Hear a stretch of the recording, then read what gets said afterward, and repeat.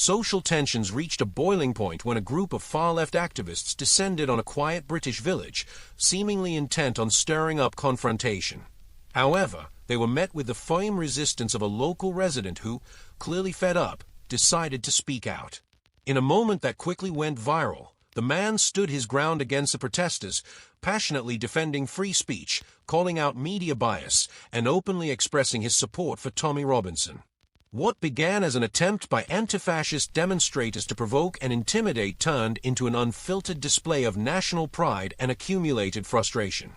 The residents' raw and heartfelt message struck a chord with many across the country who feel voiceless and sidelined by the dominant narrative. His words not only moved those present but also caught the attention of Robinson himself, who publicly praised the man's courage. The incident became a rare and striking example of authenticity, a moment when an ordinary citizen stood up to the chaos and spoke the truth that many feel but few dare to say aloud. The footage was widely shared on social media, reinforcing the growing sense that there's a widening gap between political elites and the everyday British public.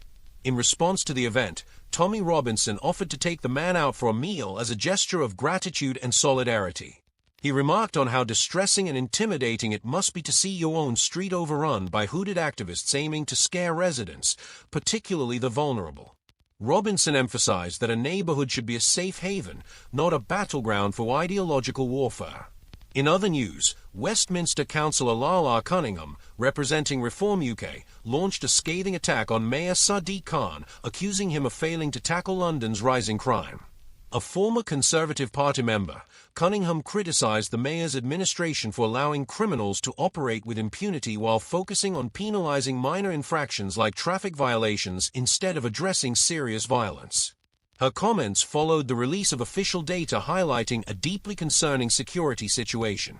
According to the Office for National Statistics, knife crime rose by 9% over the past year, with more than 16,000 incidents recorded.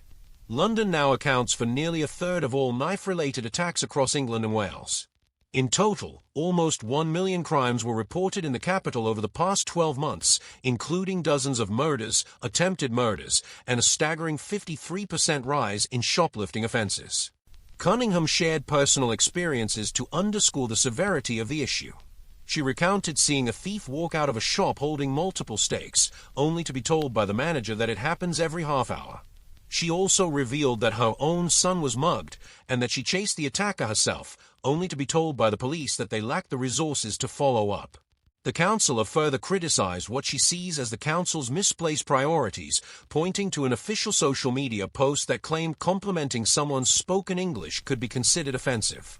In her view, this reflects a deliberate attempt to sow division rather than unity. She also accused Mayor Khan of cutting back police presence, even in public areas such as the Royal Parks. With crime on the rise and law enforcement stretched thin, a growing number of Londoners believe that the authorities have lost control and that the capital is no longer safe, not even in the eyes of the international community. Cunningham's concerns, supported by hard data, feed into a broader sentiment of neglect among ordinary citizens, while those in power seem more focused on social media rhetoric than on real-world public safety. This atmosphere of insecurity, fueled by both lived experiences and official statistics, raises a troubling question. Is the city being abandoned while local leadership drifts further away from the true needs of its people? Let us know your thoughts in the comments. If you want to stay informed about what's really happening across the UK, no filters, no spin, make sure to subscribe to the channel and give this video a like. See you in the next one.